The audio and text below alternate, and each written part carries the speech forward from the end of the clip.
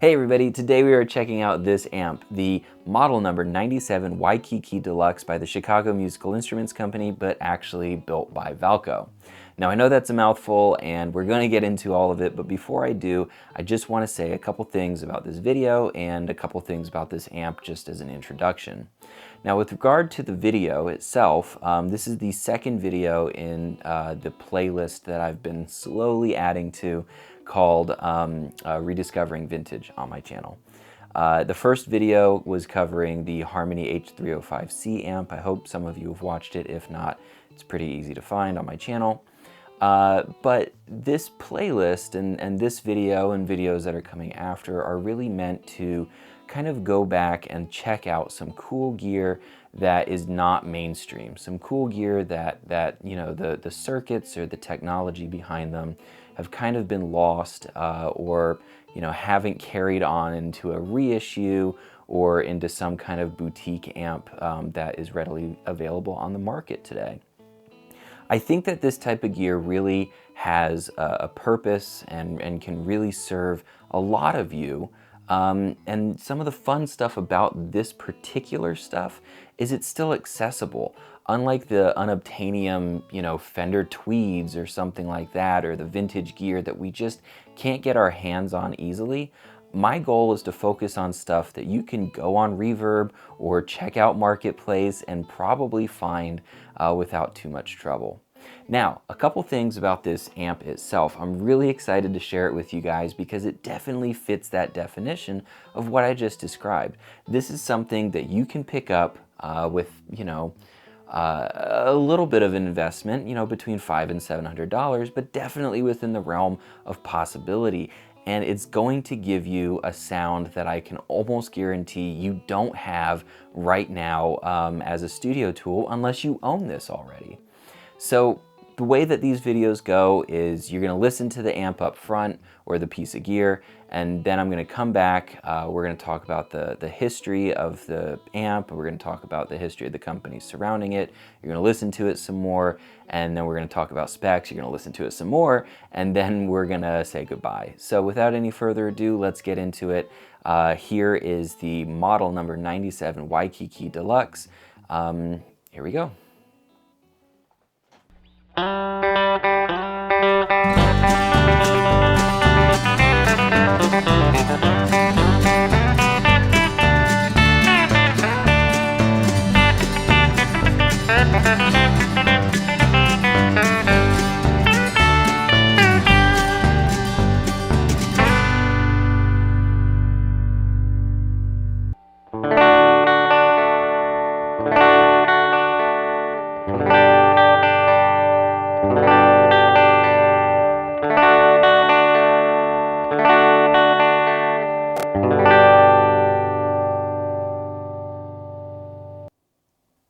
All right, I hope that gave your ears maybe a little bit of a baseline to better understand some of the things that we're going to talk about when we talk about the history of the amp and why things are the way that they are, as well as when we get into the specs and everything like that later. But don't worry, you will get to hear more of the amp as we go. For now, let's talk about the history. So, like I said in the introduction to this video, this amplifier is labeled as a product of the Chicago Musical Instruments Company, often referred to as CMI. And for those of you wondering, yes, that CMI. The same CMI that was later rebranded as Norlin, the same CMI that owned the Gibson guitar brand and Epiphone and Standell, and a number of other brands like Moog that I think are pretty recognizable to most of us in the musical instrument community. Now, CMI was founded in 1920 in, believe it or not, Chicago, Illinois. When it was founded under the name of the Martin Band Instrument Company of Chicago, and about 3 years later was renamed CMI, as we knew them up until they changed to Norlin. Now, around that same time, actually probably a few years before, in the 19-teens, the continental United States was experiencing a pretty massive boom in Hawaiian music, probably more accurately referred to today as Anglicanized Hawaiian music.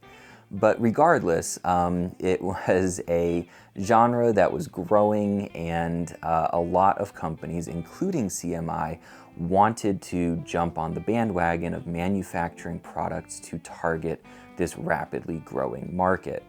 Now, regarding products in that market, one of the primary instruments in the Hawaiian genre of music was the slide guitar, or the steel guitar, lap steel guitar, whatever you want to refer to it as. That was one of the primary instruments that we saw, especially American manufacturers, jumping all over. Now, the thing about the solid body electric guitar, as pretty much all of us know, is that they typically need amplification to be heard. Enter the heavily adorned Hawaiian amplifier cabinets of the 1930s and 40s, like the Waikiki Deluxe. Now, it's important to point out, by the 1940s, CMI was more of a brand management company than it was a manufacturer of their own products, which brings us to who or what actually built this amplifier, that being the Valco company. Now, the history of Valco deserves its own episode, and quite frankly, is a bit too convoluted pre-1940 with the National and Dobro brands, but very briefly, Valco itself was founded in Chicago, surprisingly, or not surprisingly, in 1940, and it existed really up until about 1968. Now, between those years, Valco built guitars, they built resonators, they built steel guitars, and most relevant to this video, they built amplifiers. Now, not only did they build instruments and amplifiers under their own Valco brand, but they also manufactured badge gear. At least that's what I refer to it as, but it's basically gear that wound up with other companies' labels on them. Companies like Gretsch, Harmony, and in this case, CMI.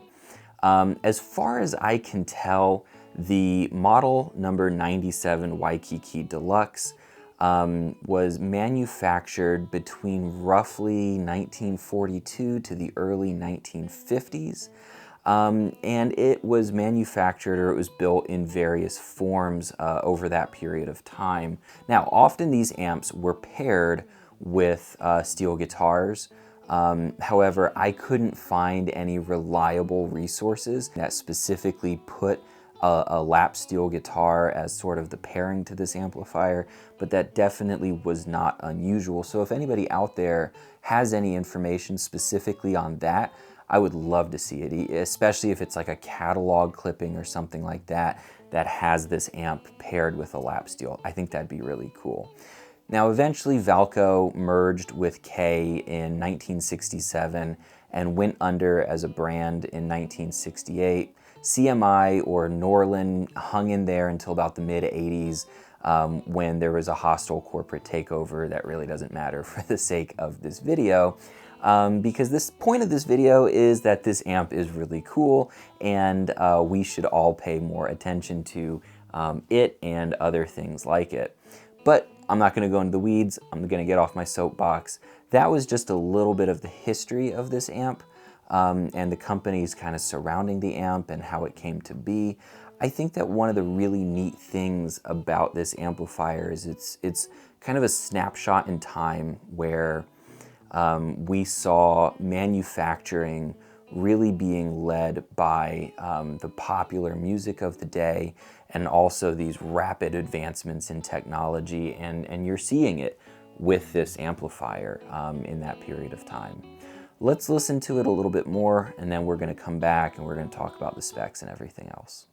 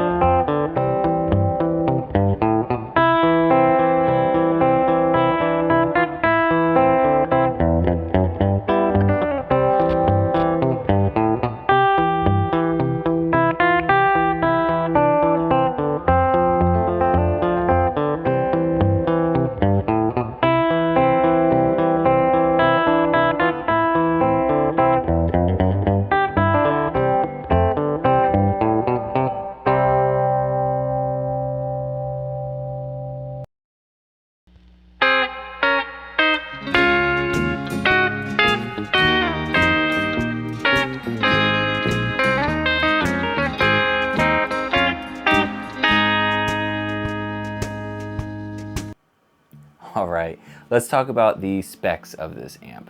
Now, the model number 97 Waikiki Deluxe has a 12-inch field coil speaker that, as you can see from this picture, pretty much takes up the entirety of the cabinet.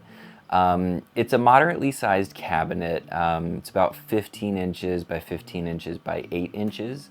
And the amp sports a somewhat odd grouping of Lochtel tubes. And I want to make sure that I get this right. The tube lineup, as you can see from this picture, has a 7Z4, a 7C5, two 7C5s, a 7F7, and a 7C7. Now, the amp was listed as being 50 watts. That's what it was rated at, and that's what you can see on the tag there. I can't say that that rating holds up today. It's definitely a loud, clean amp, but 50 watts as a tube amp, maybe not. Now, all of that is being operated by a single switch that acts as the on-off as well as the volume control. It's a single knob amp. Now, one of the odd things that I want to point out about this amp is that the fuse box, or the I guess, encasement of the fuse, is in this strange little compartment that's right on the front of the amp.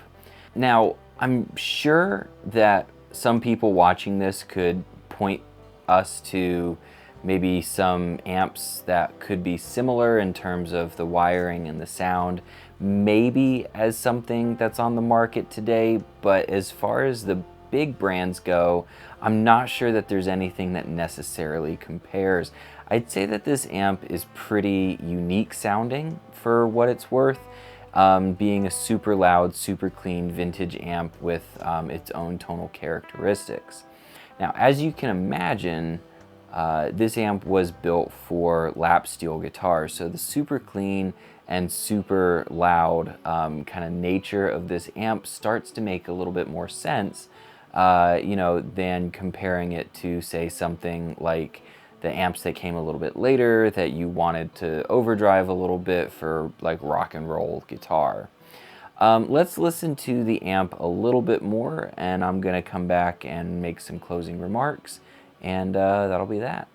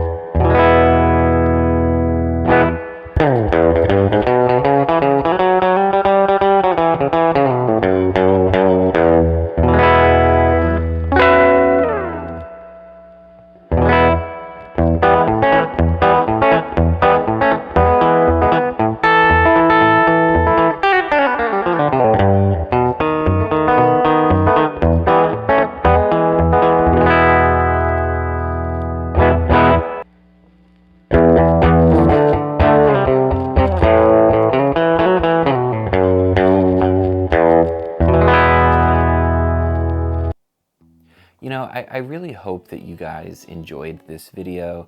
I hope that this type of video is something that you want to continue to see. Again, please let me know down in the comments if you have anything that you want to add to the video, or you want to let me know, give me some feedback on things you'd like to see, or if you just don't want to see this type of video anymore. But I, for one, really love these, National, Supro, K, Harmony. I love these old brands that just maybe didn't make it to today, but they were making some cool and innovative stuff that really doesn't have a comparable thing on the market right now. You know, when we go back in time, we can start finding some really interesting sounds that we can bring to recordings and projects that we have, as opposed to just sort of recycling the same old sounds and the same old circuits that we have, you know, built in mass between reissues and boutique amps today. I mean, you know, this amp, for instance, now this is loaned to me from a friend, but this amp I think you can get pretty consistently for between $500 and $700 on the market right now, which is more than the amp in the first video, the Harmony H305C, but it's not unobtainable. It's not outside of the realm of reality for most of us when we're looking for something for, you know, maybe like a really cool, you know, unique studio tool, you know, from when we want that different type of sound. Anyway, all that being said, thank you all so much for watching, and until next time.